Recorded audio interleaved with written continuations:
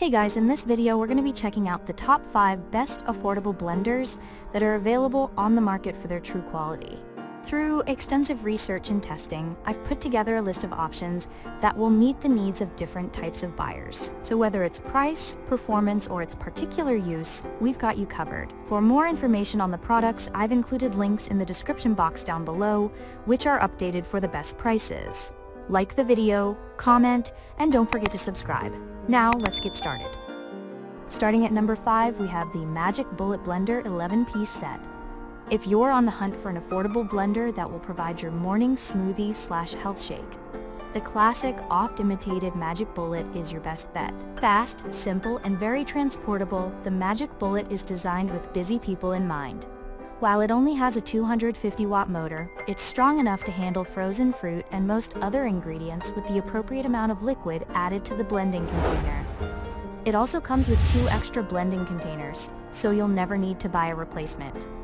Throughout testing, the Magic Bullet produced some of the silkiest smoothies with the least fuss. Thanks to their cylindrical shape, no crevices, its blending containers were also a breeze to clean. Unlike many other budget blenders we tested, the Magic Bullet can also be turned on and remain on without being held down, which is a huge convenience. Moving on. At number 4, we have the BLACK+DECKER Countertop Blender.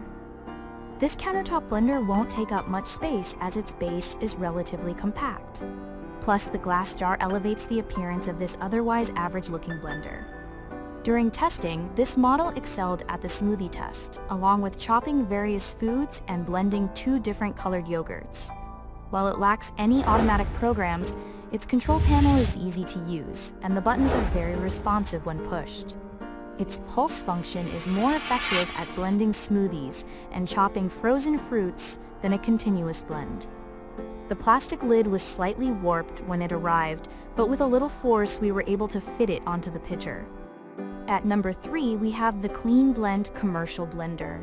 The Cleanblend was designed by chefs for chefs, and while we liked the easy-to-use controls and no-frills design of this 800-watt blender, we weren't totally sold on its blending abilities. It's incredibly easy to remove and replace the pitcher to and from the base.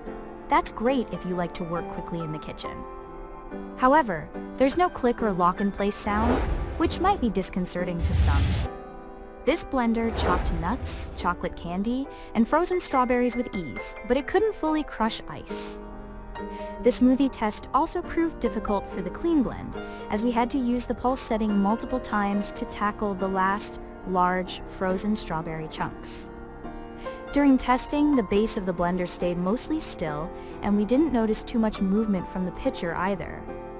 At number 2, we have the Nutribullet Smart Touch Blender. With its ultra-sleek touchscreen, this blender is definitely easy on the eyes.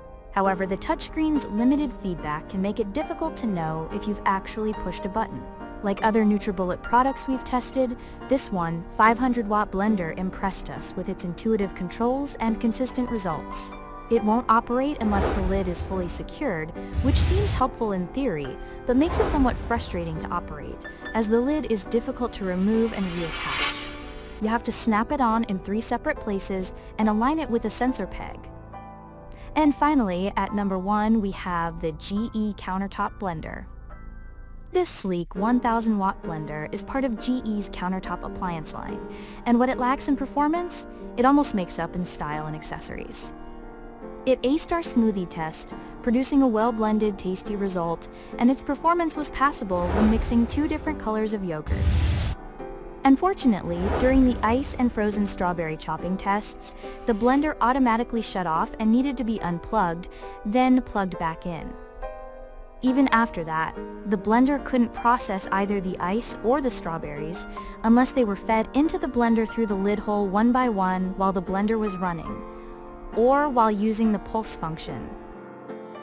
Thanks for watching, and that's all for now. I hope to see you guys in the next video. Till next time.